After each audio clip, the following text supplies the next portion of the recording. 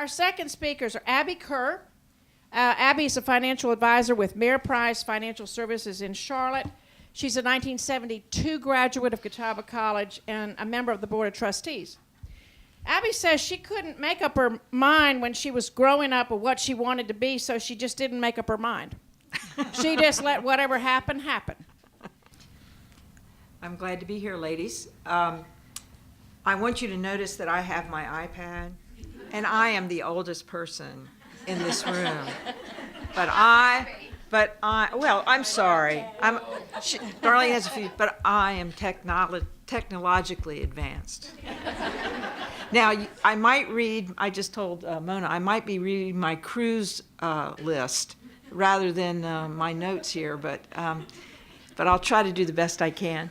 I was the one that they said, I couldn't decide what I wanted to be when I grew up, and either I didn't grow up or I just never decided what I wanted to be, because I have done a lot of things in my life, and I started as a PE major here and a teacher, and I got my master's at UNC Charlotte, and stayed there and coached and worked in the intramural department for several years, and then went on to be an associate dean of students at UNC Wilmington. And then I changed careers, and I became a financial services representative. And in that role, I've done everything from being actually out there in the field selling, to being a trainer, to being a manager of a sales force, to running my own division for financial planning. And here I am at age 64. I just sold my practice, and I have a 3-year contract to help do a transition for my clients to another planner. So my advice to you is be careful, keep your eyes open. You may find a new career where, in doing the simplest job, and not that I could not do McDonald's, but in the simplest job, you may find a career. In doing the simplest task, you may find something that fulfills you. I have never had a job that I didn't enjoy doing, and that's a common theme for those of us as women who have worked for a long time. I think we have loved our work, and I've been blessed in that regard. When I looked at this topic, I took it from a little bit different perspective, in that I wanted to talk a little bit about ethics. Principles and ethics, kind of, for me, they blend together. And there's just a couple points I want to make about this. And that, ethics and principles go beyond, in the workplace, go beyond just doing what's legal. Okay? It's about doing what's fair and being fair and honest in all you do.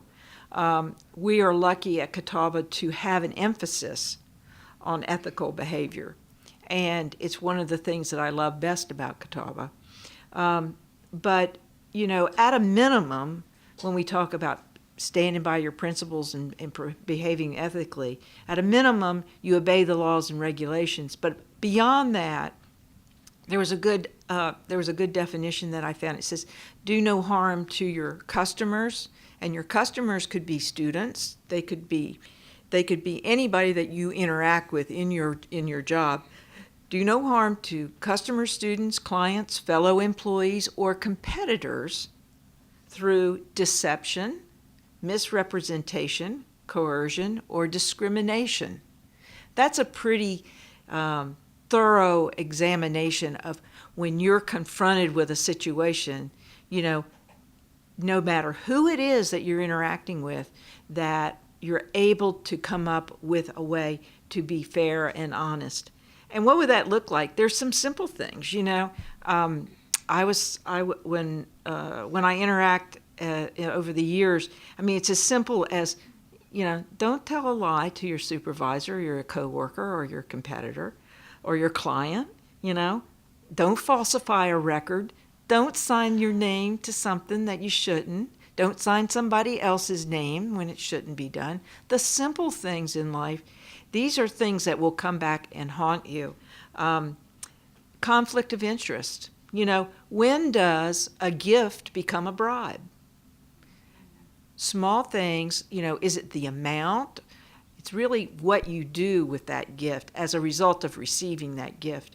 And what I want to do here tonight maybe is make you aware to even ask the question, if something happens to you in the workplace, is that ethical? Why did that person do that? And likewise, the other thing is stealing the stapler and the paper from the copier machine, all those things.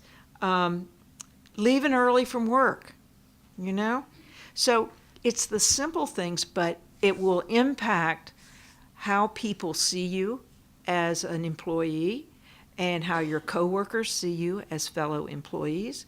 And one of the things that I looked at, when you make a decision, I want you to think about when you start to work, there's some guidelines that you can follow that gives you some insight into whether I'm making an ethical decision. And one is your personal sense of principle and ethics. What you grew up with, what's right in your soul. If when something doesn't feel right, everybody's got that gut instinct, and it's put there by our mothers. No, but when you feel that, I just want you to recognize the situation. That's all I'm asking, is be aware of even the smallest thing. But, the first thing that guides you is your personal integrity. And then, you're going to be influenced by managers and coworkers. And they may not be saying the right thing, guys. They may be saying something that is not right. And that's where you really have to step up and decide, am I going to take that? Or am I going to say, no, I can't buy that. I'm not going to behave that way. Now, the other thing is that most companies have codes of conduct now that kind of tell you, this is what we expect of you. But don't depend on that, especially in small businesses or in some other institutions and schools. You may not have that, so you may be flying free on that. But if you have a code of conduct, that's really going to be a nice guide for you. There are industry standards. In other words, if I'm a financial planner, I have a code of ethics as a financial planner in that whole realm of all those people that you see on TV. There are certainly as a fallback, and I think this is the least important, and that's the legal parameters. I think it's you've got to put yourself first. You've got to make that decision. The last part that I said, well, why? They're going to look at me and they're going to say, well, why should I behave that way? Why should I do this? And I came up with a couple things. And now the first one is something that I did read, and there is background for this, that ethical and principled workplaces are more successful, okay? And that means you'll make more money, your employer will make more money, and you'll do better business, you'll be a better teacher, you'll be a better coach, you'll be a better whatever you are. A chemist, where's my chemistry? There's a chemistry professor here. And there's a student. Yeah. And you know what? If you perform ethically, there's a lot less stress in your life. Have you ever told that little lie and the next thing that happens is somebody, you get caught in it and it just goes on and on and on. That's what happens when you make a bad decision when you don't follow your principles. All of a sudden it mushrooms into something that is much bigger, and that's stressful. It's also hard to be unprincipled. It's a lot easier to follow rules. It really is.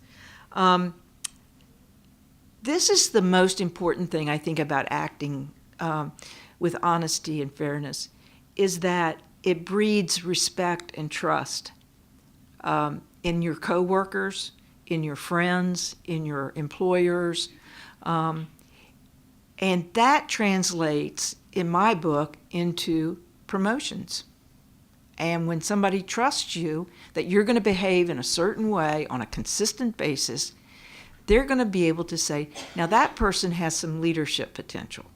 That person understands that I know they can make the tough decision, and they're not going to put my company or my school in jeopardy. And that's a terrific part of being a principled person. This one is kind of sad, but I did come up with it. If you don't manage your behavior, somebody else is. Somebody else is going to call you on it, and they're going to say, I'm sorry, that's inappropriate. We're not going to need your services anymore. So if you don't take care of yourself, somebody else may come behind you and take care of it for you. And I don't want that to happen to any of our folks.